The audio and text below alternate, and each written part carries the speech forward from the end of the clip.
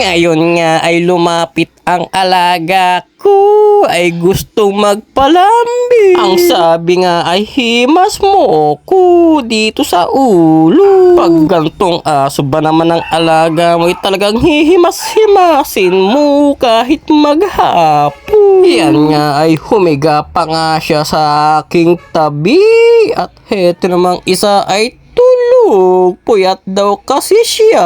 Abay, akala ko'y tulog. Hindi ko kasi makita ang mata. At yan nga ay dinot-dot ko ang kanyang cute na ilong. Ang sarap kasi pindutin. Kala ko'y doorbell. Yan nga ay parang naaasar na siya. Kasi ay umiilag na. Kaya pinabayaan ko na lang. Yan nga ay nakipaglaro pa nga sa akin. Ay kinukuha ko ay parang ayaw naman pumunta sa akin. Ang sarap himasin nitong isa. Medyo chubby kasi siya. Pagkatapos kong lambingin ang dalawa kong alaga ay pumunta muna ako sa tindahan. Abay, busy ang aking ina at nanonood ng hindi ko alam. Yan nga ay sinom ko pa yung pinapanood niya. Aba, hindi ko talaga alam ang title. Yan nga at tumambay muna ako ng bahagya dito sa may tindahan. Titignan ko kung sinong bibili. Pag ako ang nagbenta ay siya, yung piso mo ay may sukli pa. Abay, napaka-venas nyo naman.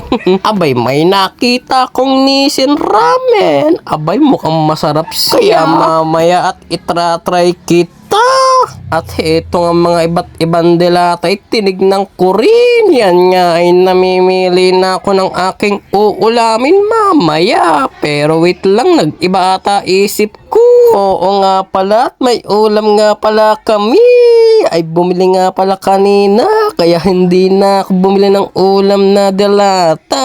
At yan nga at minekos-mekos ko muna ng aking kutsara. Tinignan ko kung may sabaw. Abay, sinigang yan. At yan na nga at naghahanda ng ina ko at kapatid ko para kumain. Ang sabi ko pa nga ay mamaya na ako't mauna na kayo ay makulit. Sabay na daw kaming tatlo. At yan na nga at pumuporma na ako at kumuha na ako ng aking kutsara at nagsandok ng kanin. Yan na nga at dinukot ko na yung manok at yung malaki na tinira ko at baka maunahan pa ako. Yan na nga at pumorma na kaming tatlo at nagsikainan na.